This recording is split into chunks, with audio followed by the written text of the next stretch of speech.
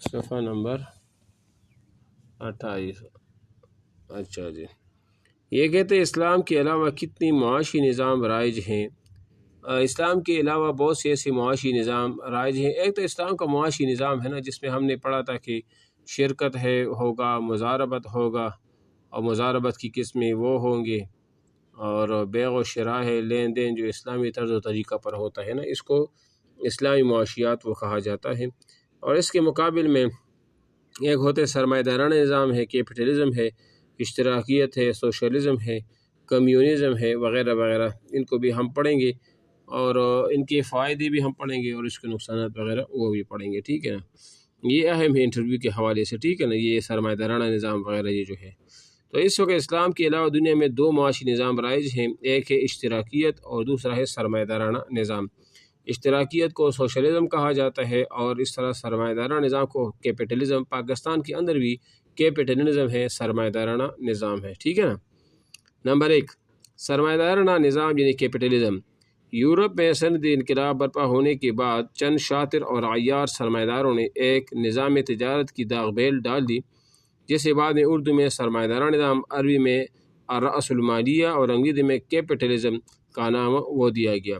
یہ بنیادی طور پر مادر پدر آزاد نظام معیشت ہے، جو مذہب، اخلاقیات، انسانیت کی فلاح و بہبود اور ہمدردی سے بالکل آ رہی ہے۔ یعنی اس میں سرمایہ دار لوگ ہوتے ہیں، ان کے کارخانے ہوتے ہیں، فیکٹریاں ہوتی ہیں، وہ چیزیں بناتے ہیں، اور پھر اپنی طرف سے اس کی قیمت بھی جو ہے نا وہ طے کرتے ہیں۔ تو اس وجہ سے اس میں انصاف کی بالکل وہ نظر وہ نہیں آتی، ٹھیک ہے نا۔ سرمایہ دارانہ نظام کی بنیادی اصول کیا ہے؟ سرمایہ دارانہ نظام کی بنیادی اصول 3 ہے: ذاتی ملکیت، نمبر 2 ذاتی منافع کا محرک، نمبر 3 حکومت کی عدم مداخلت ہے۔ یہ 3 اس کی بنیادی چیزیں۔ آواز آ رہی ہے میری؟ ہلو، اچھا جی۔ ذاتی ملکیت کا کیا مطلب ہے؟ یہ غور سے سنیں اس چیز کو، ٹھیک ہے۔ ذاتی ملکیت سے مراد یہ ہے کہ ہر انسان اپنی ملکیت میں ذاتی استعمال کی اشیاء اور وسائل پیداوار، مثلا زرعی زمین وغیرہ، جتنی مقدار میں چاہے رکھ سکتا ہے۔ اسے انگریزی میں پرائیویٹ پراپرٹی بھی کہتے ہیں۔ ذاتی ملکیت ایک ان کا جز یہ ہے کیپٹلزم کا، سرمایہ دارانہ۔ آپ بے شک اپنے پاس جتنی زمینیں رکھو، کارخانے رکھو، حکومت کا اس میں کوئی وہ نہیں ہوگا، بس یہ آپ کے پاس پیسہ ہے، آپ بے شک آپ رکھ سکتے ہو۔ تو پرائیویٹ پراپرٹی اس میں ایک اہم جو ہے نا وہ یہ ہے کہ پرائیویٹ پراپرٹی آپ وہ رکھ سکتے ہو۔ آج کل آپ دیکھیں نا، ہمارے ملک کے جو وزیر اعظم ہوتے ہیں یا وزراء ہوتے ہیں، بڑے بڑے لوگ، کتنے پرائیویٹ ہی جائیداد ان کی ہوتی ہیں، فیکٹریاں ان کی ہوتی ہیں، وغیرہ وغیرہ۔ تو یہ پرائیویٹ اثاثے ان کے ہوتے ہیں۔ نمبر 2، ذاتی منافع کا محرک۔ کیا مطلب؟ ذاتی منافع کے حصول کا وہ جذبہ جو عملی پیداوار میں کار فرما ہوتا ہے، اور اس کے ہوتے ہوئے انسان زیادہ سے زیادہ کمانے کی دھن میں مگن رہتا ہے، اسے انگریزی میں پرافٹ موٹیو وہ کہتے ہیں، ذاتی منافع کا محرک، ٹھیک ہے نا۔ یعنی وہ ذاتی منافع وہ دیکھتے ہیں کہ مثال کے طور پر انسان اس میں لگا رہتا ہے کہ میں کیا کروں، میں زیادہ سے زیادہ پیسہ لگاؤں، سرمایہ لگاؤں، تاکہ میں زیادہ سے زیادہ منافع کیا کروں، وہ کما لوں، ٹھیک ہے۔ تو ایک ذاتی منافع کا محرک یہ ہوتا ہے۔ اور نمبر 3 پہ کہ حکومت کی عدمی مداخلت۔ کیا مطلب؟ یعنی حکومت تاجروں، صنعت کاروں اور زمینداروں کی سرگرمیوں میں مداخلت نہیں کرے گی۔ اس انگریزی میں لیسیز فیئر جو ہے نا وہ کہتے ہیں۔ اسی بنیاد پر ایک دلچسپ جملہ مشہور ہے کہ سب سے اچھی حکومت وہ ہے جو کم سے کم حکومت وہ کرے۔ اور چونکہ سرمایہ دارانہ نظام کا دار و مدار مارکیٹ فورسز یعنی بازاری قوتوں پر ہوتا ہے، اس لیے اس کو اردو میں بازار پر مبنی معیشت اور انگریزی میں مارکیٹ کا اکانومی وہ کہتے ہیں۔ ظاہری بات سرمایہ دارانہ میں یہی ہوتا ہے نا، وہ کہتے ہیں کہ آج کل مارکیٹ میں کون سی چیز کی قیمت زیادہ ہے، کون سی چیز کی جو ہے نا وہ قیمت وہ کم ہے۔ بس اس میں بنیادی بات یہ ہے کہ کیپٹلزم سرمایہ دارانہ نظام میں یہ ہوتا ہے کہ پرائیویٹ اثاثے اربوں خربوں کی بھی ہو، وہ آپ رکھ سکتے ہو۔ اور دوسری بات یہ ہے کہ ان کے جتنا بھی اثاثے ہوں گے، ان کی جتنی زمینیں، جائیداد، فیکٹری وغیرہ ہوں گی، اس میں حکومت کی مداخلت وہ بھی نہیں ہوگی۔ تو اس کو کیپٹلزم وہ کہا جاتا ہے، ٹھیک ہے نا۔ سمجھ آ رہی ہے میری بات؟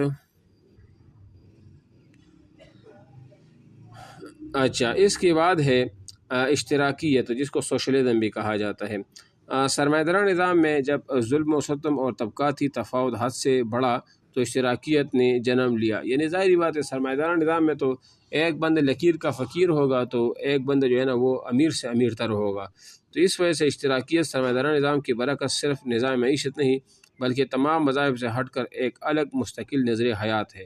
یہ بعد میں اردو میں اشتراکی نظام اور عربی میں الاشتراکیہ اور انگریزی میں سوشلزم کے نام سے وہ مشہور وہ ہو گیا، ٹھیک ہے نا۔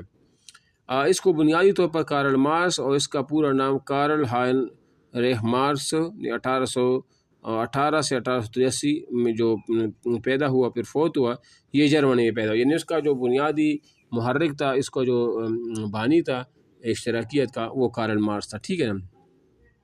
اور اس نے کیا کر دیا، پیدا ہوا اس کا خاندان پہلے یہودی تھا، بعد میں اس کی والد نے عیسائی مذہب قبول کیا تھا اور اس کو اسی نے ترتیب دیا تھا۔ اور اس کے معاونین میں فریڈرک اینجلز اور لینن کا نام بھی یاد، لینن اصل میں وہ رشیا کا تھا، ٹھیک ہے نا۔ 1917 میں روس اور اس کی پہلی آماجگاہ بنی۔ تقریباً پونے صدی تک اس نظریے نے آدھی دنیا پر حکومت کی، تاکہ 1991 میں اس نظریے نے دو دم توڑ دیا۔ یعنی اشتراکیت تقریباً 75-80 سال تک یہ نظام چلا آ رہا۔ رشیا میں بھی تقریباً آدھی دنیا پر اس نے حکومت کی، یہی نظریہ پر کہ اشتراکیت سوشلزم، یعنی کہ ہر جو حکومت کا جو مال ہوتا ہے اس میں برابر ہر بندہ وہ حصہ دار ہے۔ یہ کس نظام کے خلاف آیا تھا؟ سرمایہ دارانہ نظام کے خلاف وہ آ گیا تھا، ٹھیک ہے نا۔ اب کہتا ہے کہ اشتراکیت کی بنیادی اصول کیا ہے؟ اشتراکیت کی بنیادی اصول اب ہم نے وہاں پڑھ لیا تھا نا کہ کیپٹلسٹ سرمایہ دارانہ کی بنیادی اصول 3 تھی۔ کتنی تھی؟ 3 تھی۔ ایک ذاتی ملکیت، نمبر 2 ذاتی منافع، اور نمبر 3 حکومت کی عدم مداخلت۔ یہ ان کی بنیادی اصول تھی، ان اصول کی ان میں سے بات ہوتی تھی۔